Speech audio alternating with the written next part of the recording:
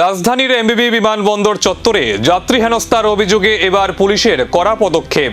যাত্রী বিনীতা ঘোষের অভিযোগের ভিত্তিতে এয়ারপোর্ট থানার পুলিশ দুই অটো চালককে আটক করেছে বলে জানা গেছে।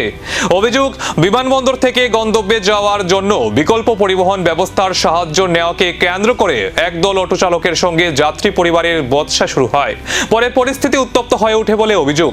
ঘটনায় যাত্রীদের নিরাপত্তা এবং বিমানবন্দর এলাকায় পরিবহন ব্যবস্থাকে ঘিরে নানা প্রশ্ন উঠতে শুরু করে। অভিযোগ পাওয়ার পর প্রশাসনের তরফে দ্রুত পদক্ষেপ নেওয়ায় সন্তোষ প্রকাশ করেছেন ভুক্তভোগী যাত্রী বিনীতা ঘোষ। তিনি এই ঘটনায় পরিবহন দপ্তর ও মন্ত্রী সুশান্ত চৌধুরীর উদ্যোগের জন্য ধন্যবাদ জানান।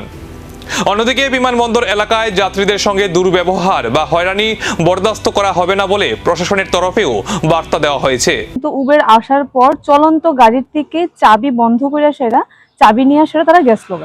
তো তারা যাওয়ার পরে দিয়ে আমি তারা পিছু নিয়েছি। তার পাশাপাশি উবেরের কাছাকাছি যারা আসলো তারা আমার মার সাথে প্লাস উবেরের যে দাদা আসলো তাদের সাথেও মিসবিহেভ করছে, খুব বাজে কথা কইছে। আমি এখানে গালিগালোজ করছে কিনা সেটা আমার জানা নাই, কিন্তু বিভিন্ন রকমের হেনস্থ রকমের কথা কইছে যে কিনা আপনারা করেন, কোনখানে কেস করবেন। কারণ আমার মা কইছিল যে আপনারা দেখো তোমরা আমার বাচ্চার সমান, কাছাকাছি বয়সের এরকম করো না, আমরা যাইতে দো।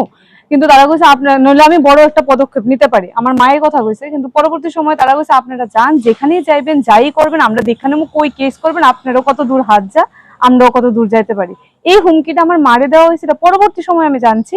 কিন্তু ভিডিও অনুযায়ী যতটুকু আমি যতটুকু কভার করতে পারছি সেই অনুযায়ী আমার চাবিটা নেওয়া হয়েছে। তারপর আমি অনেকক্ষণ তার সাথে তর্ক বিতর্ক করার পর একজন বয়োজ্যেষ্ঠ আঙ্কেল চাবিটা তার হাত থেকে নিয়ে আমার হাতে দিয়ে দিছে। তারপরে বাড়িতে আইছি, বাড়িতে আওয়ার পরের দিন আমি ভিডিওটা পোস্ট করি। পোস্ট করার পর অনেক সমর্থন পাই। তার পাশাপাশি আমাদের পরিবহন মন্ত্রী থেকে শুরু করে পরিবহন দপ্তর খুব সক্রিয়ভাবে এই